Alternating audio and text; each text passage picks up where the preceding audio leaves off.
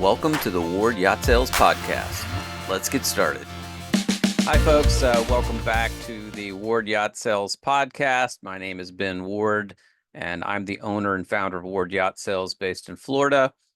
Today, we have a great episode lined up for you, and this is going to be the first episode in our new series titled How to Buy a Yacht, a Step-by-Step Guide.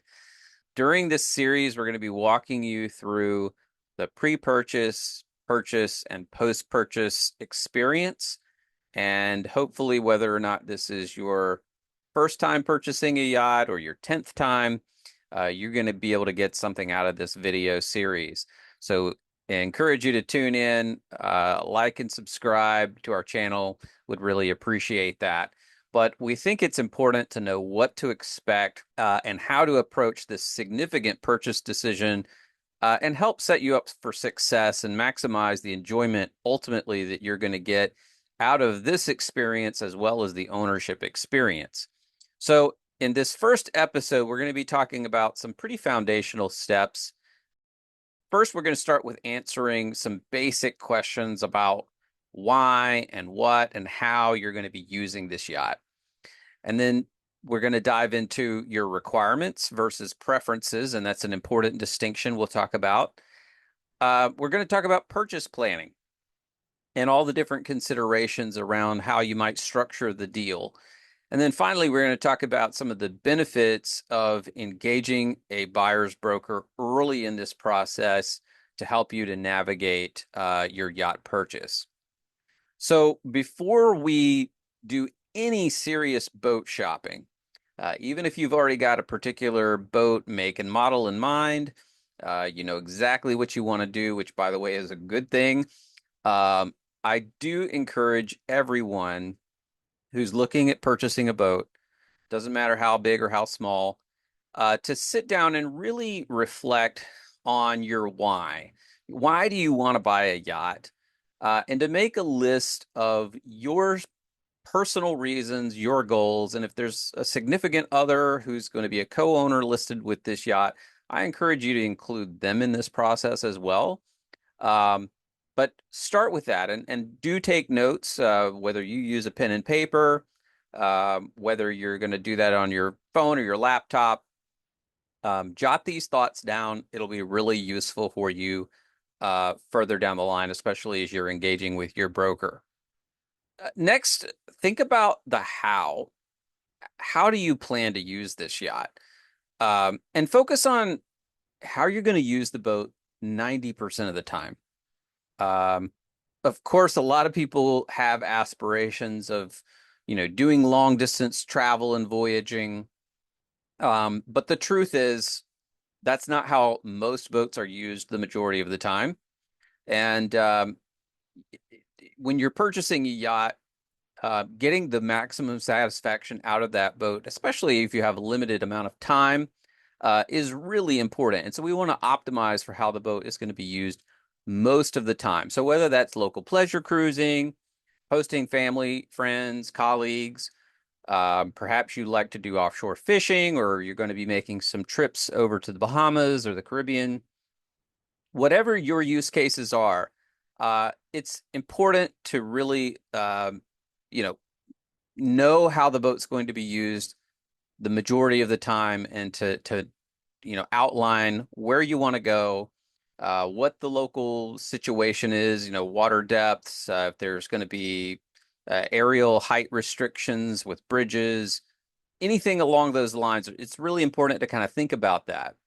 Another important consideration are things like range and time.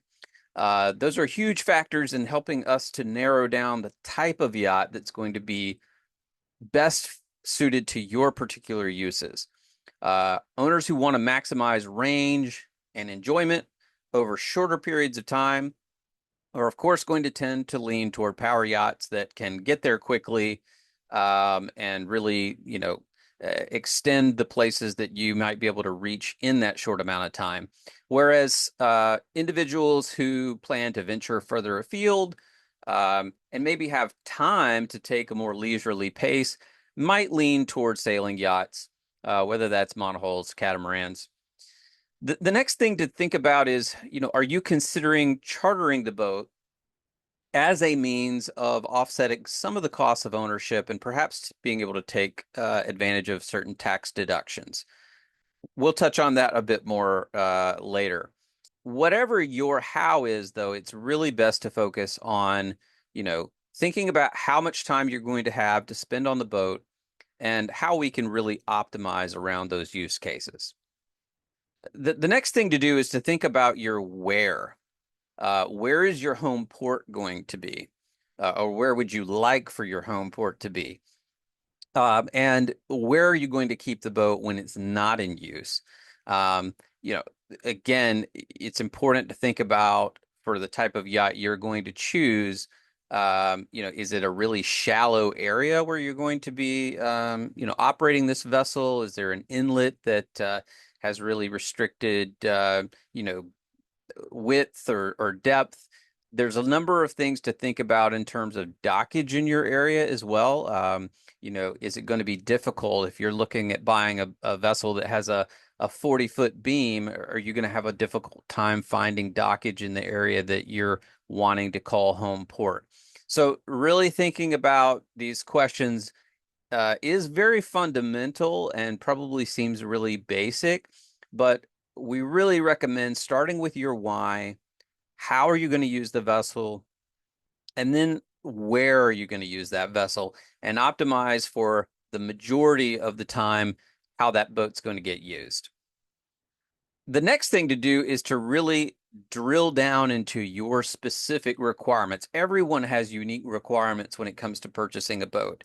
And that's part of the fun of looking for a boat and purchasing a boat, is finding that boat that's tailored to your individual likes and preferences. So now that we've started with those fundamentals we talked about earlier, the next thing to do is to break down your requirements and preferences. Now, what is a requirement versus a preference? Again, that might sound really basic, but a lot of folks get tripped up on this. Are really those truly non-negotiable things that you would be prepared to disqualify a boat if that requirement was not met. That means the bar for a requirement is very, very high. In fact, that means that the number of hard requirements that you have should probably be a pretty short list. A good example of a requirement might be you're planning to fish offshore, and perhaps you're going to be participating in a tournament circuit, and you're going to be venturing offshore, perhaps to the Gulf Stream or beyond. And one of your key requirements, therefore, is that the boat must have at least 2 engines. That would be a good example of a hard requirement. The next thing you want to do, once you've kind of jotted down all of your requirements that would be deal breakers, and that's a good sort of lens to put on a requirement, is to focus on your preferences. Now, you're going to have a lot of preferences. Preferences are the specs and features you would very much like to have, but they're not really deal breakers. No individual preference is going to, cause you to disqualify a particular boat. If a vessel came along, it met all of your hard requirements and a lot of your preferences, but certainly not all. It's going to be a very rare scenario to find a boat that literally meets every single requirement and preference. You would still proceed with purchasing that boat. An example of this might be you prefer center cockpit sailboats over aft cockpit or pilot house or deck salon. And the boat that we find for you is 45 feet long, and you are preferring a boat in the 47 to 49 foot range. Well, in this case, the boat meets all your hard requirements, meets most of your preferences. It just happens to be a little bit smaller, and perhaps it's an aft cockpit instead of a center cockpit, but it still has the center line aft master suite that you were looking for.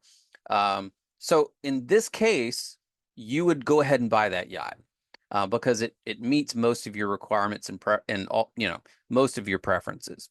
So now that you've gotten all these fundamentals out of the way, you really understand what kind of boat you're looking for.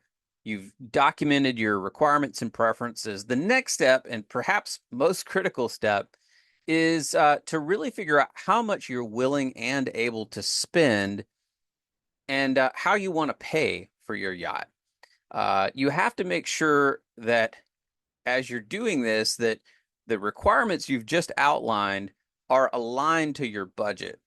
In the sailing world, we like to say you can't buy a Hylas on a hunter budget. And there's nothing wrong with either of those boats, but they're just very, very different in terms of the build quality and in terms of what you can expect to spend even on a used yacht. Or in the case of power yachts, you can't buy Celine on a Sea Ray budget. That's just an important reality to base up to. So anytime there's a misalignment between your budget and your expectations, there's a risk for disappointment. And of course, we want to avoid that. So the first thing to think about, of course, and the thing that's on most people's mind when we talk about purchase planning is your initial purchase price. And of course, with any large purchase, it's important to think about, the realistic price range that you're going to be comfortable spending in order to acquire a boat. And the best way to think about this is to ask yourself some questions. And I would start with this. If you find the ideal boat, it checks off all of your requirements and all of your preferences, and that boat was in phenomenal condition, how much would you be willing to pay for a boat like that? That should be basically the upper limit of your price range. So let's start there. The next question to ask is, well, what if I find a boat that needs some investment and that vessel is fundamentally sound, it's been well kept, and it meets a lot of your requirements, a lot of your preferences, not everyone, but it's going to require some investment in order to get it to sort of the place where you would like to have it. And that could even mean that it's not seaworthy at the moment. Maybe you're going to have to replace a drive shaft, or maybe the rigging is going to need to be replaced. Typically sailboats over 10 years, if they haven't had their rigging replaced, no rigger is going to certify the rigging for insurance purposes, so it's going to need to be replaced. So it's important to ask yourself these questions because you want to have a minimum price. And the purpose for that is to help you to disqualify vessels that would either require too much investment of time or money. So what we're trying to do here is establish an upper and lower bound for the range that we should be shopping for as we're looking for the yacht that you would like to purchase. Another couple of considerations are really important as we're doing purchase planning. One is around sales and use taxes. Don't forget that in many states, this is true in our home state of Florida, you're required to pay sales tax on the purchase of a boat. And even if you purchase that vessel from an individual, when you title and register that boat, the sales and use taxes will be due. Use tax in Florida, thankfully, is a one-time deal, as is the sales tax. But even if you're not going to be keeping your vessel in Florida, it is possible to purchase a vessel in Florida and get an exemption on the use tax or the sales tax, but you're still going to owe taxes in whichever state you're going to be registering that vessel. And so you're going to need to make sure that you consider that as you're doing your purchase planning and be upfront about where you intend to keep that vessel, whether that's going to be registering it in Florida or taking it somewhere out of state. That's really important for your broker to be aware of. Another really important consideration, and is not thought about nearly enough, is what are the running costs of this vessel? So beyond the purchase price, beyond the sales tax, beyond the use tax, what is it going to cost to operate this vessel year over year? So you need to factor that in. Things like fuel, maintenance, storage, insurance. And of course, depending on size yacht, we're also talking about potential caretakers, captain and crew expenses. These can be sizable. So generally speaking, we say you're going to need to plan on at least somewhere between 10 and 20% of the purchase price of the vessel is going to be required every year to do all of those things. So that's an important consideration. That said, there's also several ways that you can reduce or offset the cost of ownership of your purchase. One is through financing. So it's an important decision whether or not you're going to purchase the yacht with cash or do a partial cash and financing deal, or whether you're going to finance most of that deal. And if you have excellent credit and you're looking at boats that are less than 10 years old, or perhaps even a new yacht, then getting a loan on that boat is very feasible. Anything over about 10 years gets very tricky, but it's still doable. It's just much more difficult if it's an older boat. But it's particularly advantageous to think about financing depending on your financial situation, depending on how you want to structure the deal. Are you going to be purchasing this yacht, as an individual, or are you going to be purchasing it as a legal entity? And we're going to talk about that next. But, it's very important that you consider the cost over time. Are you going to own this boat for a short amount of time, a long period of time? All that should be factored into financing, or the decision, I should say, to finance a boat. Another thing to consider is, do you want to possibly put your boat up to charter as a means of offsetting the cost of ownership while that boat is not in use, while still allowing you to have access to that yacht? Chartering a boat has a lot of advantages. It also has some disadvantages, but this is another thing that you should really talk to your broker about. Some of the key benefits I'll just touch on. We'll probably do a separate podcast episode on this, but putting a boat into charter means that the boat is going to be professionally maintained. Certainly, it's a way for you to be able to write off expenses, especially if you're going to structure the deal through a business. You can, of course, even possibly make some money by putting that boat into charter, but it can substantially reduce the cost of ownership. And so it's something certainly to consider. Obviously, the downsides can be charter vessels may not be operated by people who have a lot of experience. There's obviously risks of damage to the vessel. Of course, that's why we carry insurance. But that can also mean your insurance premiums are going to go up because you are chartering the vessel. So a lot of things to think about when it comes to purchase planning. But again, this is where hiring a broker who has experience working through these different considerations and can help you to navigate these decisions is super helpful. The next thing to think about, and we touched on it just a moment ago, is, how are you going to structure the deal? Are you purchasing the vessel as an individual, or are you planning to purchase it as, through a legal entity, whether that be an LLC or corporation? Purchasing as an individual is by far the easiest approach, has the fewest legal hurdles, the least amount of paperwork. It's certainly easier if the boat is going to be strictly used for personal enjoyment. You're not going to be chartering the vessel. You're not going to be doing any kind of, paid trips requiring, at a very minimum, like a six-pack license. So much easier on you or your captain.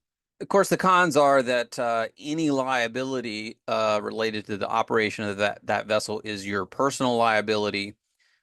There's certainly not any opportunity to take advantage of certain tax benefits because you're not operating that boat as a business of any kind. Pretty much purchasing through a legal entity is exactly the opposite scenario. So some of the benefits are you get some liability protection, helps shield some of your personal assets in the event there's any kind of a claim or an accident related to that boat.